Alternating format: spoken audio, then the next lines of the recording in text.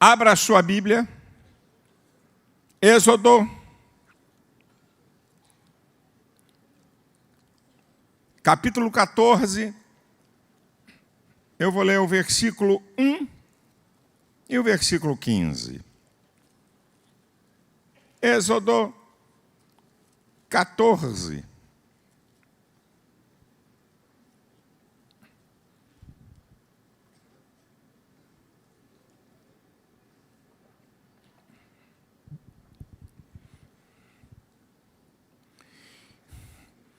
Então falou o Senhor a Moisés, dizendo: fala aos filhos de Israel que voltem, voltar atrás, e que acampem diante de Pi-Hairote, entre Migdol e o mar, diante de Baal-Zefon. Em frente dele assentareis o campo junto ao mar. Primeira parte, voltar atrás. Segunda parte, mandou parar. Êxodo 14, versículo 15. Então disse o Senhor a Moisés: por que clamas a mim? Dize aos filhos de Israel que marchem, seguir em frente.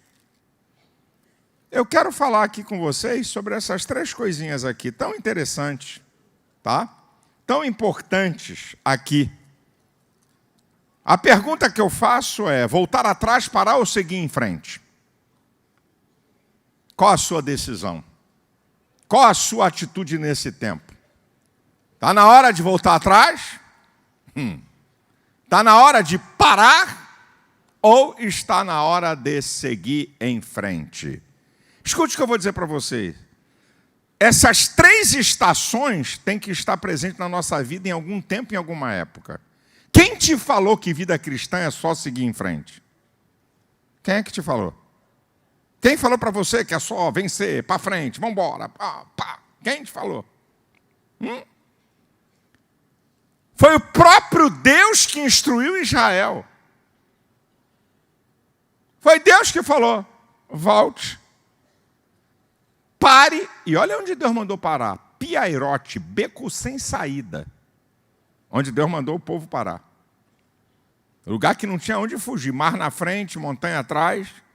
E foi Deus que disse: agora está na hora de seguir em frente. Voltar atrás, parar e seguir em frente é parte de estratégia para se chegar no lugar do propósito, meu irmão. Israel tipifica a igreja. Gálatas 6,16. Tipifica a igreja. O deserto é a nossa trajetória. E na nossa trajetória, quer para a vida material ou para a vida espiritual, tem a hora de voltar atrás, tem a hora de parar e tem a hora de seguir em frente.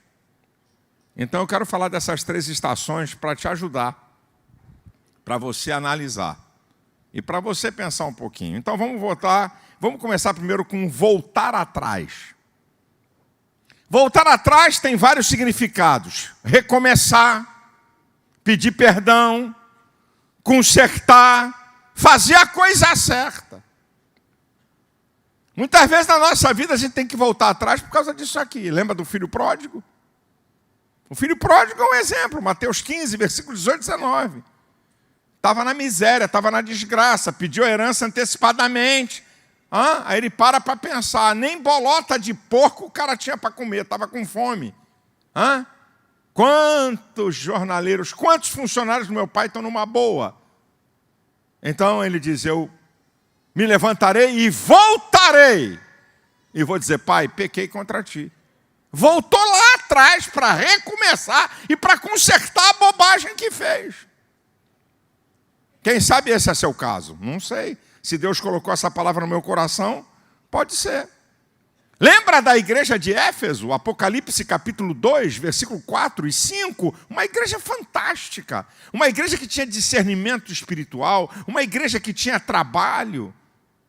Aí o Senhor diz para ela, para aquela igreja: eu, porém, tenho contra ti que vocês perderam o primeiro amor. Lembra-te, pois, de onde caíste. pratique as primeiras obras, senão eu virei a ti e removerei o teu castiçal. Olha o que o Senhor está dizendo. Lembra-te, pois, do caíste, volta lá atrás. Pratica as primeiras obras, lá atrás. Lembra quando você começou a fé? Lembra quando você aceitou a Cristo? Quando você foi transformado pelo poder do Evangelho? Como é que era a tua vida cristã? Não media esforços para estar na igreja, não media esforços para evangelizar, não media esforços para dedicar tempo a Deus. Ei, volta lá atrás. Lembra lá onde é que começou o teu fracasso, onde é que começou a tua decadência espiritual. Voltar atrás é para isso, meu queridinho. É para você pensar nisso que eu estou te falando. Voltar atrás para onde você nunca deveria ter saído. Escute isso aqui. Muitas vezes a gente tem que voltar atrás de um lugar que a gente nunca deveria ter saído. O livro de Ruth mostra isso. Noemi, Elimeleque, Noemi, Malom e Quilom, os filhos. Houve uma crise na terra e eles saem de Belém, casa do pão, casa do povo de Deus, e vai para Moabe, terra de pagãos. Saiu por causa de uma crise e encontrou um desastre pior do que a crise.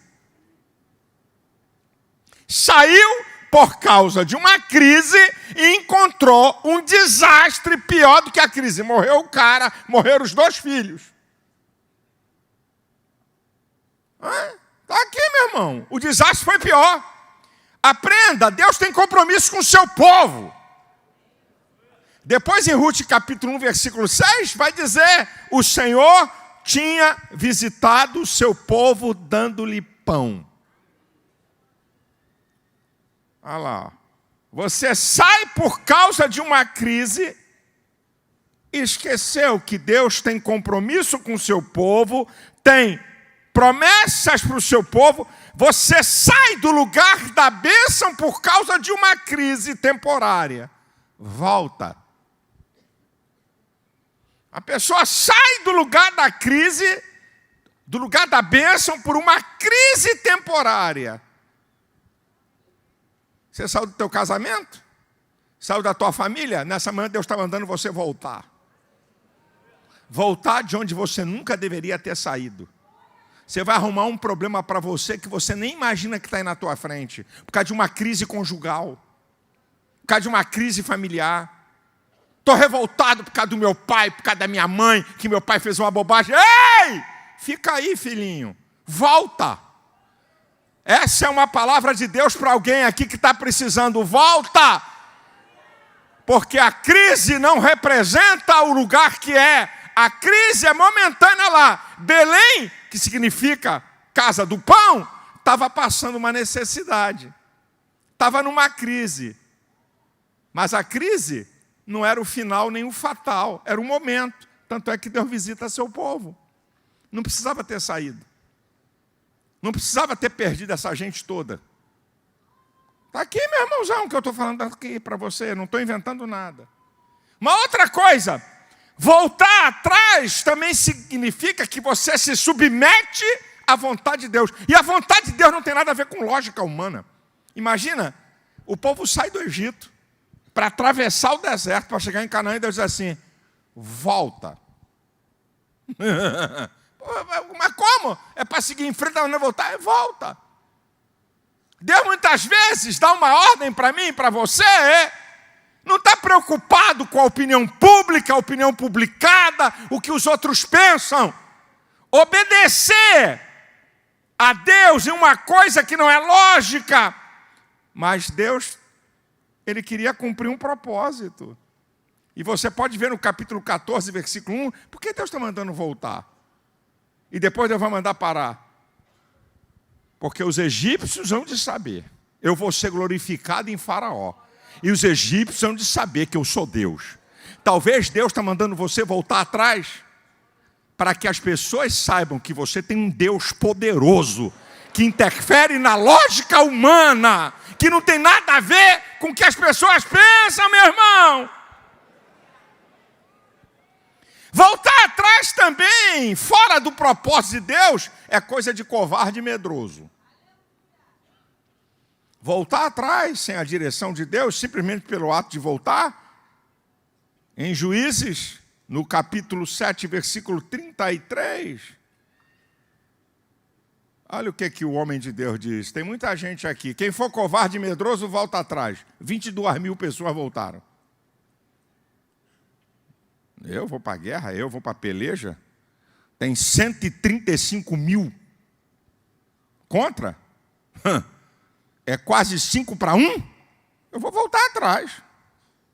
Tá? Voltar atrás, também fora do propósito de Deus, significa que você não crê que Deus tem o melhor para você. Olha o povo de Israel.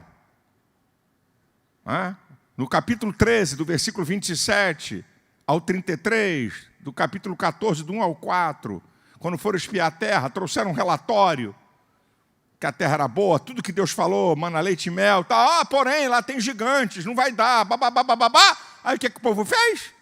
Levantemos um capitão e tornemos ao Egito. Voltar atrás, fora da vontade de Deus, significa que você não crê que Deus tem o melhor para você. Também significa isso. Você está voltando atrás? Não, isso aqui eu vou voltar atrás, isso aqui não. Deus falou comigo, Deus prometeu, mas eu não estou acreditando muito. Porque, rapaz, tem gente que escuta tanta profecia, tanta revelação e continua fazendo as mesmas besteiras. Deus falou tantas vezes, de tantas maneiras, fala pela palavra, fala no louvor, fala para um irmão que teve uma visão e o camarada ainda duvida. Voltar atrás também significa abandonar a fé. 2 Timóteo 4,10 diz: Demas me desamparou, amando o presente século. Hebreus 10, 38 e 39 diz: o justo viverá da fé, mas se ele retroceder, a minha alma não tem prazer nele. Nós não somos daqueles que se retiram para a perdição, mas daqueles que creem para a conservação de vida. Mas tem gente que volta atrás e nega a fé e abandona. Quantos você conhece? Que frequentavam a igreja, sentavam perto de você no banco. Cadê eles? Onde é que eles estão? Está fora. Se desviaram. Então, voltar atrás, também fora da vontade de Deus, significa abandono da fé. Agora, Deus manda voltar atrás e agora Deus manda parar. Para aí, nesse beco sem saída. Fica parado aí. Primeiro exemplo de Deus para nós. Ele fez o mundo em 6 dias e no 7º ele parou. Descansou. Descansou, parou por 2 motivos: para apreciar a sua obra e para deixar uma lei moral. Olha o exemplo de Jesus. Uma prova que Jesus parava com seus discípulos para descansar está em Marcos 6,31. Ali ele tentou parar, mas não deixaram. Ele falou: vocês já estão trabalhando há muito tempo, vamos atravessar e vamos para o outro lado para descansar. Só que chegou do outro lado, tinha uma multidão. Mas Jesus parava. Jesus parava para descansar. Jesus estava dormindo na popa do barco, numa almofada. Estava descansando na travessia do mar, quando veio a tempestade. Rapaz, o negócio é tão interessante que Deus santificou a parada. Deus santificou a parada. Êxodo 31, 12. O sábado foi santificado para Israel, não é para a igreja não. Mas Deus santificou a parada, irmão. Já viu isso? O sábado é santo. Por que você deve parar? Primeiro, você deve parar por causa de você mesmo. De vez em quando você tem que parar para descansar. Você não é máquina. Tem que parar. De vez em quando você tem que parar. Por causa de você e por causa dos seus. 1 Timóteo 5,8 diz: se alguém não cuida dos seus, negou a fé e é pior do que um infiel. Você tem que parar. Parar por causa da tua família. Parar para descansar. Você tem que parar, irmão. Eu fico achando graça dos evangelistas. Segura aí a pancada aí agora, moçada. Os evangelistas de hoje vão tirar férias. Vai tirar férias aonde? No Nordeste. Arruma uma agenda para pregar no Nordeste. Vai tirar férias aonde? Eu vou para Disneylândia. Arruma uma agenda para pregar em Orlando. E com todo respeito aos senhores evangelistas de hoje, eu fui evangelista há 28 anos e precisava pregar para levantar dinheiro para pagar milhões na televisão. Não era para botar no meu bolso, não. Eu não estou dizendo que é pecado. O obreiro é digno do seu salário. Mas quando eu saía de férias, meu irmão, férias são férias. E eu precisava trabalhar, porque não tinha uma duplicata de televisão vencendo todo mês violenta. E um monte de funcionário. Mas eu parava. Uma vez eu cheguei em Natal para tirar férias, e o chefe do restaurante do hotel era presbítero que dirigia uma congregação da igreja de Natal. Aí ele chegou, né? Primeiro dia não falou nada, no segundo ele se apresentou, pastor Silas, a paz do Senhor. A paz do Senhor, meu irmão. Eu me lembro aqui da cruzada que o senhor fez aqui, no papódromo, como era chamado, o espaço de Natal. Eu fiz um evento gigante lá e tal, uma bênção. Eu dirijo uma congregação aqui. Deus abençoe, irmão. Tá. Primeiro foi o ensaio. No terceiro dia ele, pastor, o senhor vai ficar alguns dias aqui? Eu falei, vou ficar 15 dias aqui. O senhor não quer ir na nossa igreja pregar? Aí eu estava de bermuda, chinelo e camiseta. Eu falei, pode pregar assim? Não, até um susto. Essa é a roupa que eu tenho. Não levava nenhuma camisa mais ou menos para não ser tentada a nada. Naquela época eu estava na televisão, a televisão era um instrumento poderosíssimo de comunicação, eu era conhecido. Aí fui tirar férias com a minha família em Orlando. Bati no lugar, me acharam. Pastor, é só à noite. Vem aqui pregar. Não. Estou de férias. Eu fiquei até com alergia, só o irmão falar que eu tinha que pregar. Comecei a coçar. Uma outra vez, em João Pessoa. Aí eu fui lá, estava no hotel em João Pessoa, o telefone toca, eu estava dormindo de tarde, numa bênção. O telefone do quarto do hotel toca. Falei, caramba, o que está me ligando? Aí o cara da portaria, pastor Silas Malafaia, tem um pastor aqui na recepção querendo falar com o senhor. Eu não quero falar com ele. Blim. Aí o telefone voltou. Sim. Ele perguntou ao senhor se o senhor vai ficar alguns dias aqui para o senhor pregar aqui na igreja dele. Fala para ele que eu não estou pregando em lugar nenhum, nem prego na parede, nem pregando Bíblia, nem pregando nada. Diz a ele para passar bem, que eu desejo toda a sorte de bênção para o ministério dele, para a igreja dele e para a vida dele. Mas eu não vim aqui para pregar. Tá bom? Boa tarde. E outra, não me chama mais de tarde no telefone, por obséquio. Plim. Eu fico bobo, rapaz, não para. E você não precisa ir para o hotel. Já contei aqui. Você não precisa ir para o hotel para descansar. Você descansa como pode, você descansa onde pode. Eu me lembro quando eu passei a ser pastor aqui, que eu instituí e disse assim, eu quero que tudo que é pastor tire 20 dias no mínimo de férias no ano. Eu quero. Se programa aí para tirar. Aí um pastor querendo marcar ponto comigo, eu estava novo aqui, chegou o pastor Silas. Pois não, irmão, é que a nossa filial está com muitas demandas e eu não vou tirar férias. Eu nem para ele disse assim, eu não vou tirar férias, eu não tenho como tirar férias. Eu falei, então a igreja vai tirar férias de você. Já que você não quer tirar férias, é a igreja que vai tirar férias de você. Você está proibido de pisar na igreja por 20 dias. Ok, irmãozão? Tem mais alguma coisa para falar? Não. Sim, senhor. Acabou o papo. Pronto, você não quer tirar férias, a igreja tira férias de você. 20 dias que não aparece lá. Vai para a praia. Vai levar uma caixa de isopor com groselha, com sanduíche, com farofa. Vai te virar, meu irmão. Vai descansar, rapaz. Você não é máquina, cara. Isso vale para qualquer um aqui, rapaz. Deus descansou, Deus fica cansado, meu irmão. Por algum acaso Deus fica cansado. E muitas vezes você tem que parar, sabe por quê? O que está fazendo? para você dar prioridade para uma outra área. Escuta o que eu estou dizendo aqui para você.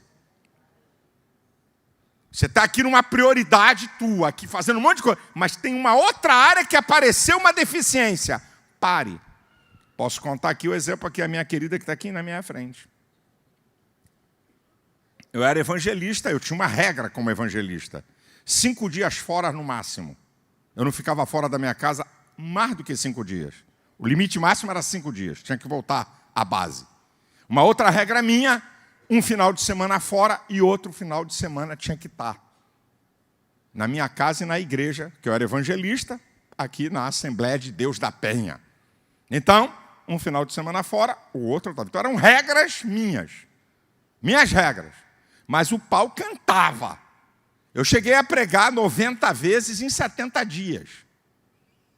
Pergunta aí a pregador para fazer a continha. Eu preguei muitos dias mais de uma vez, sem parar. Não, então eu fazia agenda, pregar fora, pregar no estado do Rio, porque aí eu não estava fora, não precisava dormir em hotel, pau quebrando. Eu chego em São Paulo para pregar na igreja do Jabes, né? Dou entrada em hotel, tal, papapá, estou me preparando para pregar, para poder ir para a igreja, 5:30 da tarde, 6 horas, o culto da vitória, anunciado em televisão, o culto dava gente, voltava a gente, era um rolo santo. O telefone toca para mim e diz, sua esposa está passando mal. Hã? Sua esposa está passando mal. É mesmo? Ok, estou indo. Muda a passagem, vai pagar multa, não sei o quê. Jabes, estou voltando. A Elisete não está bem, estou voltando agora. Tá? Te vira aí, arruma alguém para pregar. Aí, eu tive que parar 20 dias. Parar tudo. Parar, sabe o que é parar? Parar. Eu com uma agenda grande, aí tive que ir ligando para pastores. Eu vou justificar na televisão, eu tenho que cuidar aqui da minha esposa, porque ela está doente e ela é minha prioridade. Parei 20 dias e eu digo, Jesus, tem misericórdia, como é que eu vou pagar essas contas? E eu não tinha continha de miúdo, não, era conta grande, como eu falei, de televisão. Mas parei! Por quê? Porque tinha uma outra prioridade. Tinha que parar o que estava fazendo para priorizar. Você não aprendeu a priorizar a tua mulher, não, ô marmanjo? Não aprendeu a priorizar teu marido? Ou priorizar um filho que está numa crise? Ou uma filha? Ou uma área da tua vida que você tem que priorizar? Tem que parar o que está fazendo para priorizar uma outra área. Parar também significa submissão e obediência a Deus. Para em Piairote. Como é que é? Voltei atrás, ainda tem que parar no beco sem saída. É, para aí. Fica aí. Agora vamos para o Novo Testamento. Em Lucas 24, 49, o Senhor disse, ficai em Jerusalém até que do alto sejais revestidos de poder. Mandou parar em Jerusalém os discípulos. Aí você vai para Atos capítulo 1, versículo 3 e 4, do capítulo 1, Jesus, durante 40 dias, Jesus ressurreto, durante 40 dias aparece para seus discípulos e afirma para eles, fiquem aí em Jerusalém até que a promessa venha do alto. Aí você vai para o versículo 13 e 14 de Atos 1. 40 dias, Pentateuco, ou Pentecoste, 50 dias. Então, diz lá no texto, que eles foram para o cenáculo, Jesus é assunto aos céus, 10 dias parados no cenáculo, orando, jejuando e buscando a Deus. 10 dias. Ficaram 10 dias parados, até que do alto seja revestido de poder. Obediência. Não sai de Jerusalém, não. Antes da sua morte, Jesus já tinha avisado ele, ninguém sai de Jerusalém. Fica lá em Jerusalém. Depois Jesus, ressurreto, avisa de novo. Fique aí, até que do alto sejais revestido de poder. Jesus é assunto dos céus, eles vão para o cenáculo, para orar, para buscar a Deus. 10 dias.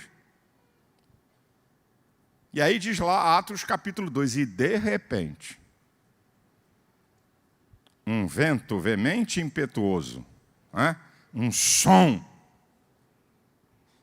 E aí a promessa se manifesta o batismo com o Espírito Santo, a descida do Espírito Santo? Obediência. Nós temos que aprender, irmão, não é obedecer à lógica humana, é obedecer à voz de Deus. É obedecer à vontade de Deus, que contraria a lógica, e que Deus faz coisas para nos treinar. Para aí, fica aí, mas fica aí, mas foi Deus que falou, então fica. Foi Deus que mandou, fica. O que está questionando? Está aqui, eu estou te mostrando, não estou inventando nada. Parar também significa uma coisa, pare, para você ver Deus agir. Muitas vezes Deus quer que você pare, para você ver Ele agir nessa questão, agir nesse problema. Lá o caso de Josafá, segundo Crônicas 20:17. Parai, estai de pé e vede o livramento do Senhor. Tem muita gente aí, não vai dar para vocês não. Com a lógica não vai dar. Com a força de homem não vai dar. Moabitas, amonitas da montanha de Seir. Gente como a areia do mar contra Josafá e Judá. Os caras tremeram. Vai dar zebra. Aí um profeta levanta e diz ali, olha, parai, estai de pé e vede o livramento do Senhor. Deus está dizendo aqui para alguém, ei, para aí. Fica parado aí que você vai ver Deus operar. Você vai ver Deus abrir essa porta. Você vai ver Deus operar esse milagre. Talvez esse seja o seu caso.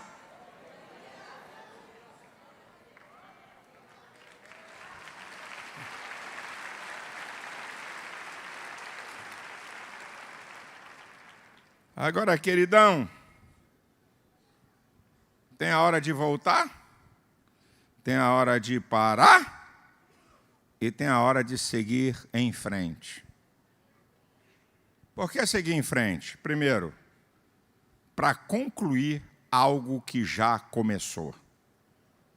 Deus não é Deus de coisas pela metade.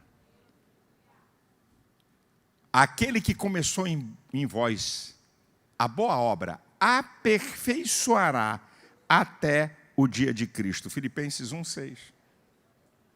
Lembra do vale de ossos secos? O vale de ossos secos mostra que Deus não é Deus de coisas incompletas. É Deus de coisas completas. Um vale de ossos sequíssimos, profetiza sobre esse vale, e aí vem carne, e vem nervo, e vem pele, mas ainda é corpo de morto. Profetiza a vida, até que se levantou um poderoso exército daquele vale de ossos secos. Você lembra de Gideão? Em Juízes 8:4, já cansados, mas ainda perseguindo. O que esse texto está dizendo? Eles tinham derrotado 120 mil midianitas, mas faltavam 15 mil. E entre os 15 mil estavam os reis e os príncipes. Mesmo cansado e esgotado, 300 homens lutando contra 120 mil homens já tinham sido derrotados.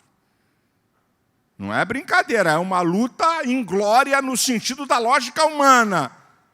Mas ele vai dizer, já cansados, mas ainda perseguindo. Isso é, até concluir. Porque já estavam com quase 90% da vitória. Só que aqueles quase 10%, ou mais um pouco de 10%, tinham os reis e os príncipes. Gente que tinha autoridade e liderança para se refazer. Nós temos que alcançar esses caras, porque a derrota vai ser total. Deus falou que ia entregar na nossa mão. Queridão, não pare pela metade. Não fique satisfeito com meia bênção. Deus não é Deus de meia sola. Deus não é Deus de meia bênção. O que Ele te prometeu, seja fiel, Ele vai cumprir. Ele vai completar. E o que você começou, complete. Termine. Não deixe nada pela metade, meu filho.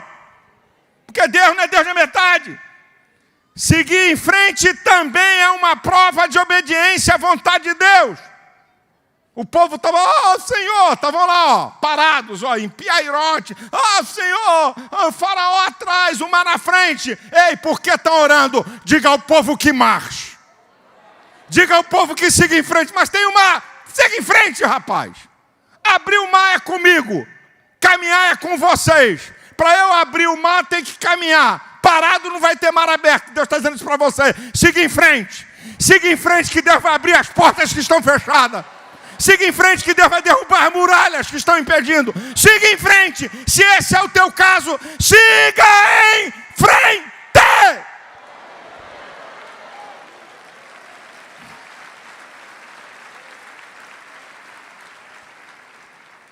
Seguir em frente para concluir um propósito maior. Quando o apóstolo Paulo diz em Filipenses 3, 13 e 14, uma coisa faço é que, esquecendo-me das coisas que para trás ficam e avançando para as que estão diante de mim, prossigo para o alvo, pelo prêmio da soberana vocação de Deus em Cristo Jesus nosso Senhor. Siga em frente, há um propósito maior. Então siga em frente para cumprir esse propósito. Agora interessante, por que pede para avivar no meio? Lá em Abacuque 3,2, aviva ao Senhor a tua obra no meio. 2 anos, no meio. Meio. 50% para voltar e 50% para concluir. Meio é lugar de decisão. Então, aviva no meio. Para quê? Para concluir. Para não parar. Para não voltar atrás. Por isso que pede para avivar no meio.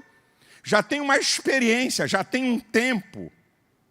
E a pessoa, o ser humano, busca um lugar de acomodação.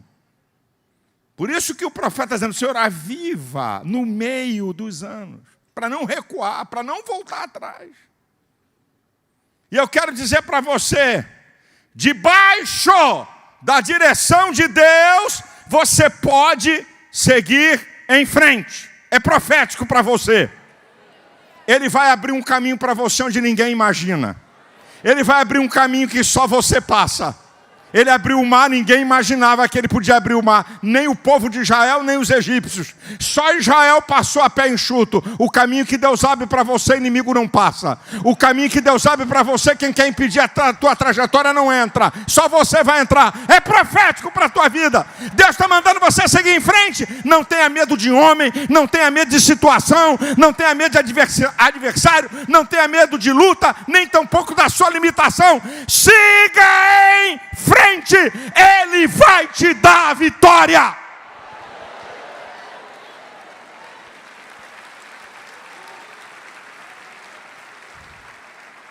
Para concluir a minha palavra, aqui está a conclusão.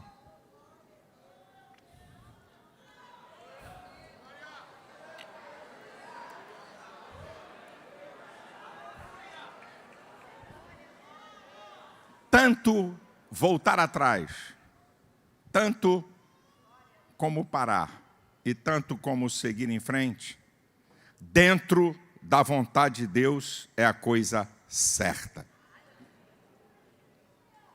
Voltar atrás, parar ou seguir em frente, dentro da vontade de Deus é a coisa certa.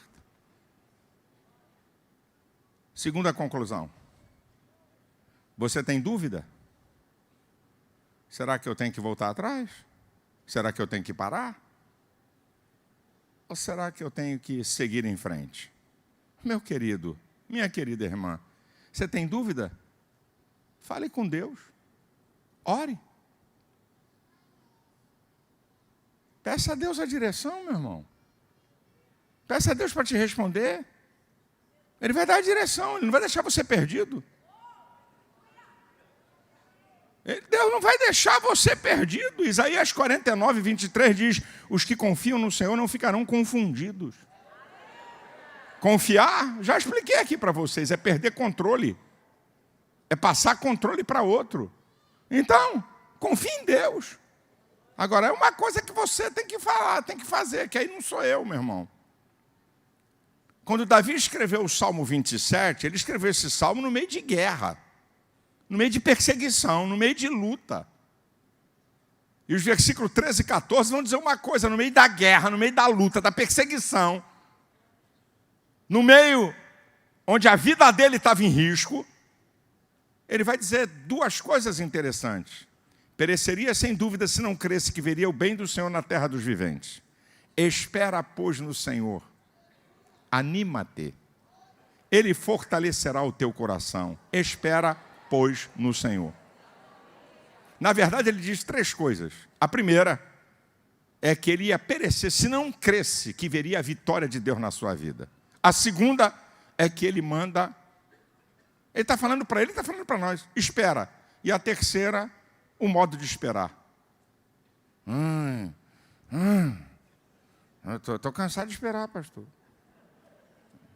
Não tenho nem mais força. Eu não tenho nem mais graça. Espera, pois, no Senhor, anima-te. Não é Deus que me anima, sou eu que me animo. A gente não torce a Bíblia, não. Olha o que ele está dizendo. Anima-te. Por que você fica animado? Porque Deus está comigo. Se Deus está comigo, o inimigo não vai prevalecer.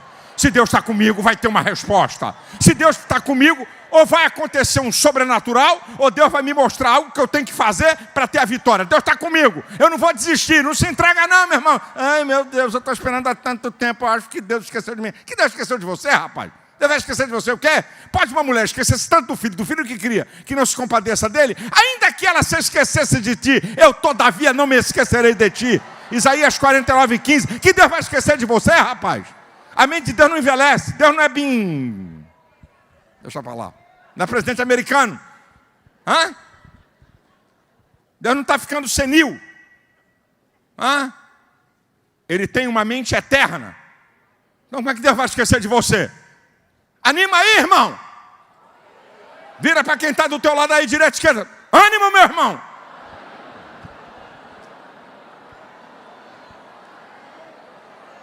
Melhor esse negócio aí, diga assim: espera com ânimo, meu irmão. Vamos lá. Espera com ânimo, meu irmão. Não é borocochô não, não é de cabeça baixa não. Eu não sei qual é a tua luta, eu não sei qual é a tua adversidade, mas se você espera no Senhor dos Exércitos, o Deus que nunca perdeu uma batalha, o Deus que abre porta e ninguém fecha, o Deus que operando ninguém impede. Ei, querido, espera Ele te dar uma resposta, espera Ele te dar uma direção. Não se precipite e nem se desanime, porque você vai ver a bênção de Deus, você vai ver a porta aberta, você vai ver o milagre, você vai ver a promessa se cumprir.